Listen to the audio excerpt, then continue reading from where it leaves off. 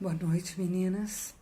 Meu nome é Denise Mardegan e a pedido da Fátima Romano, do grupo de Esposas de Fé, quero trazer hoje uma palavra sobre cura. E nós vamos começar lendo capítulo 7 do livro de Marcos, versículo 34, onde fala assim: Então voltou os olhos para o céu e com um profundo suspiro disse: Efatá, que significa abra-se. Num rápido contexto aqui da história, Jesus tinha ido até a região de Tiro, onde ele havia curado a filha de uma mulher sírio-fenícia.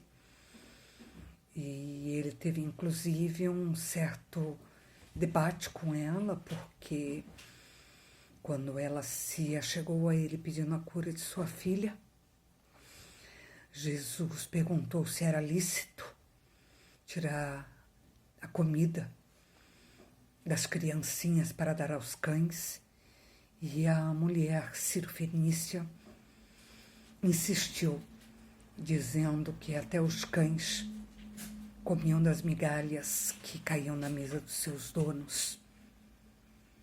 Sua filha foi curada e Jesus foi-se para, então, a região de Decápolis. Ao chegar na região de Decápolis, pessoas levaram até ele um homem que era surdo e que falava com muita dificuldade. Jesus pegou aquele homem, tocou-lhe os ouvidos com os dedos, cuspiu, tocou-lhe a língua e então falou. Olhou para o céu e então falou Efatá. Quando ele olhou para o céu, ele suspirou. Eu entendo esse suspiro, algo como se fosse sentindo a dor, sentindo os problemas que aquele homem tinha passado durante sua vida. E ele falou Efatá. E é exatamente essa palavra, Efatá, que me chama muito a atenção. E por que ela me chama a atenção? O livro de Marcos foi escrito em grego. Porém, a palavra Efatá não é grego, é aramaico. E eu fico pensando por que eles escreveram em aramaico e não traduziram para o grego, como o resto do livro. É como naquela parte em Mateus 27:46, de Jesus na cruz, onde então se coloca também em aramaico Eloá, Eloá, lama sabachthani. Eu acho que não tem como você traduzir com simples palavras o que estava acontecendo naquela cruz. Mas quando eu escuto Eloá, Eloá, lama sabachthani, parece que eu estou escutando a palavra de Jesus na cruz. Parece que eu consigo ouvir ele clamando. E assim é nessa passagem de Marcos 7:34. O que pode haver de tão espetacular na cura de um surdo para se comparar com as palavras de Jesus na cruz?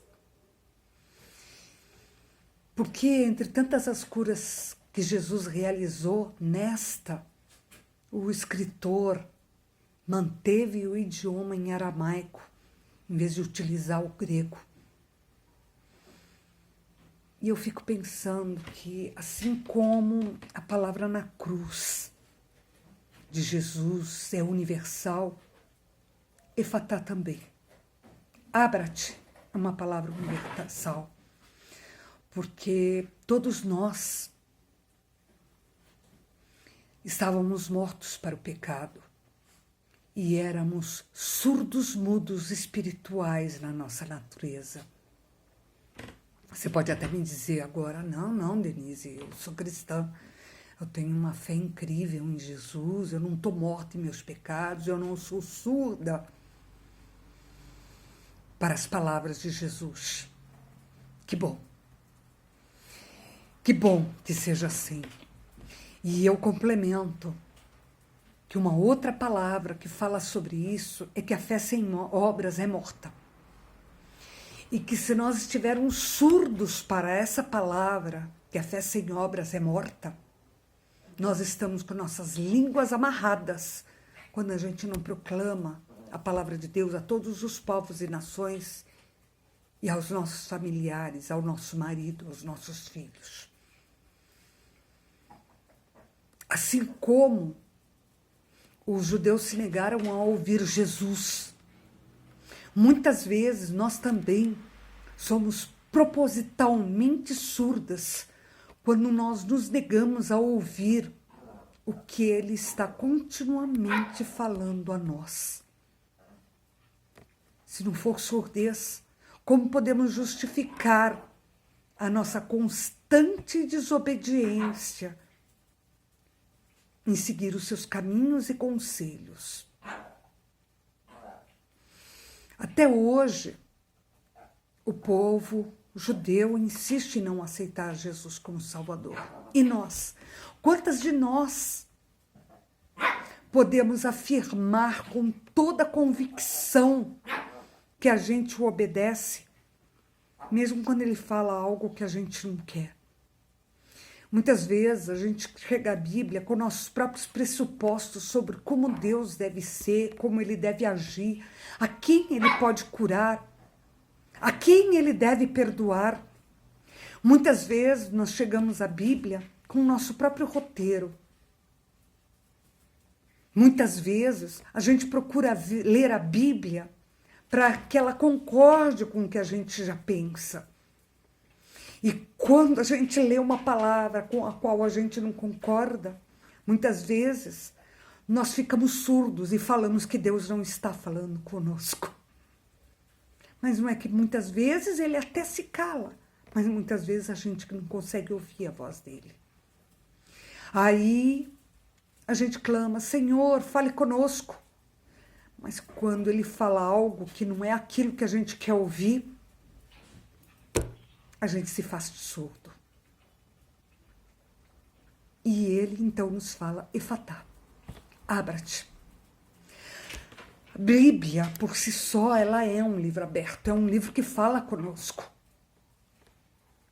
Toda a Bíblia fala diretamente conosco. E nós sabemos muitas vezes o que está lá, mas nos negamos a obedecer o que a Bíblia fala.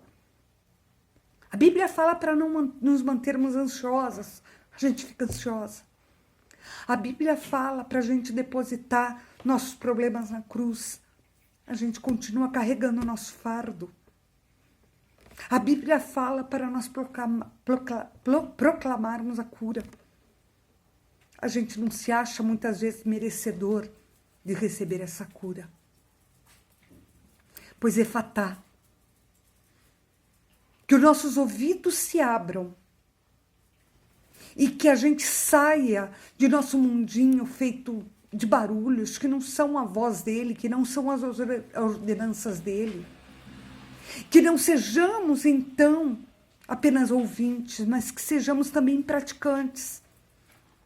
E ao nós praticarmos, as nossas línguas devem praticar, devem proferir palavras de cura, de profecia, de libertação para nós, para nossos esposos. Temos fé na cura? Que a nossa fé seja vista também em obras. A fé não pode ser escondida. A fé tem que ser vista pelas obras. E não adianta nós apenas parecermos que temos fé. Nós temos que ter a fé.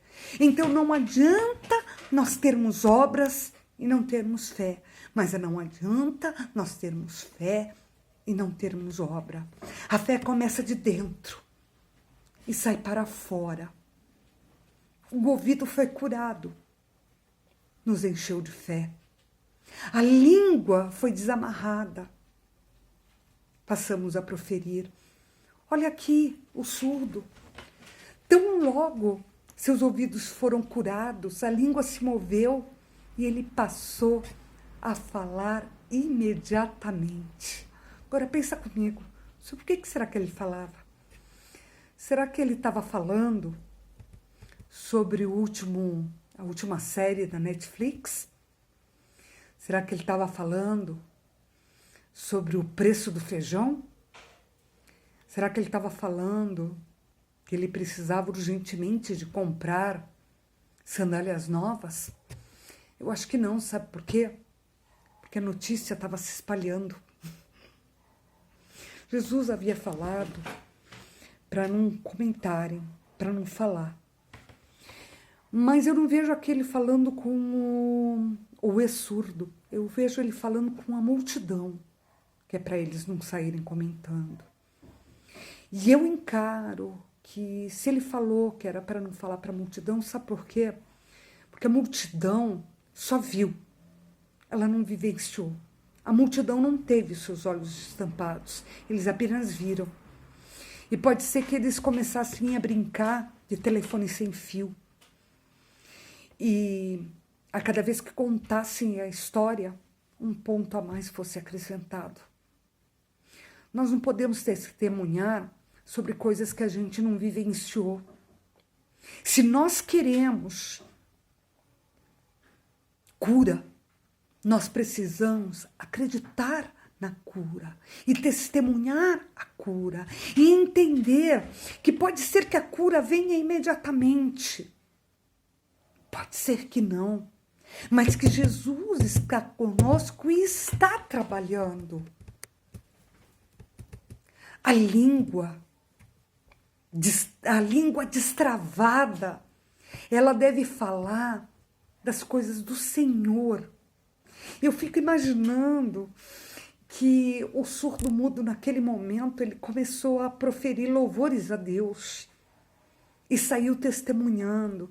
Eu fico imaginando se ele não começou a cantar o Salmo 146, que fala: louvado seja o Senhor, louve ao Senhor a minha alma, louve ao Senhor enquanto eu viver, cantarei louvores ao meu Deus enquanto eu estiver vivo.